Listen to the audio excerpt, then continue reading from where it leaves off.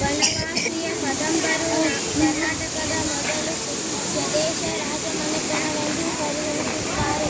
ನಂತರ ಬಾದಾಮಿಯ ಚಾಲುಕ್ಯರು, ರಾಷ್ಟ್ರಕೂಟರು, ಕಲ್ಯಾಣ ಚಾಲುಕ್ಯರು ಹೊಯ್ಸಳರು ರಾಜ್ಯವನ್ನು ಆಳಿದರು. ಮಧ್ಯಕಾಲದಲ್ಲಿ ವಿಜಯನಗರ ಸಾಮ್ರಾಜ್ಯ, ವಿಜಯಪುರ ಆದಿಲ್ಶಾಹಿಗಳು, ಮೈಸೂರು ಒಡೆಯರು ವಿವಿಧ ಭಾಗಗಳನ್ನು ಆಳಿದರು. 1956ರ ನವೆಂಬರ್ 1ರಂದು ಭಾಷಾವನ್ನು ರಾಷ್ಟ್ರಗಳು ಪುನರ್ರಚನೆಯ ನಂತರ ಕನ್ನಡ ಮಾತನಾಡುವ ಪ್ರದೇಶಗಳನ್ನು ಒಗ್ಗೂಡಿಸಿ ಮೈಸೂರು ರಾಜ್ಯವನ್ನು ರಚಿಸಲಾಯಿತು.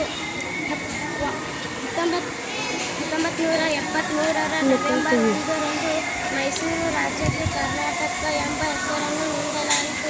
ಕರ್ನಾಟಕ ರಾಜಧಾನಿ ಬೆಂಗಳೂರು. ಕರ್ನಾಟಕ ರಾಜ್ಯ ಭಾಷೆ ಕನ್ನಡ.